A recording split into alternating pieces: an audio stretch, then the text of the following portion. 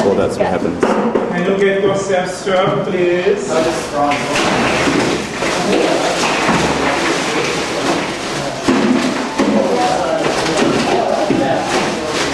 Now he's got a weapon. Yeah, young He's got his people pole. with sticks. There, they've got Oh, poles. start Look. wicket. Uh-oh, what's going Something's on? on. They're running. Oh, there's a police. Another big plank of wood.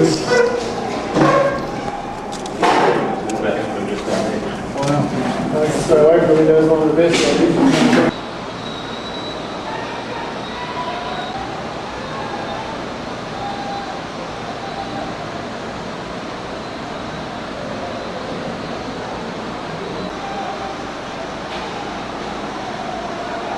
Build a life. For that little girl, Anne Rose, she wants to become a nurse. And yet at any time, I mean, her life can take a turn to the worst. How do you help her keep her dreams alive when so much around her tells her that one more step and I may be the next person that may be victimized somehow? That's the reality of ministering in a context that is so volatile and so dangerous. It's just outside those doors, you know, and we're here to hopefully be 5-6 voices in Australia to somehow see Compassion continue doing what they do, and I feel honoured. And I'd like the rest of them saying, you know, don't be sorry for us experiencing this. We want to say thank you for keeping us safe in this situation and knowing how to deal with it. And we just hope that, well, I think if I speak for the rest of it, I just hope that we can portray this on radio, in media, and tell your story as honestly and as real as it gets. And I mean, it might just be because I've done radio for so long, but this is a story that will ultimately impact thousands of lives, this moment right now. You know, that school where it was all niceties, it probably would have impacted in some way, you know, or the individual kids, they need it, but that right there, that to me is the story that I want to tell. Do you know what I mean? And knowing that Compassion are looking after these kids in this situation. Oh, I think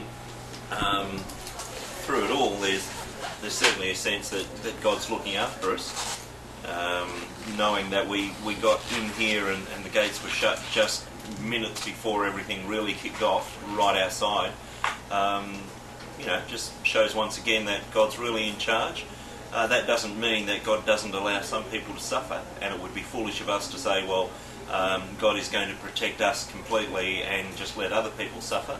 But at the same time, I feel that there's a purpose behind our visit here, and He is protecting us for a reason, to be able to tell that story back at home.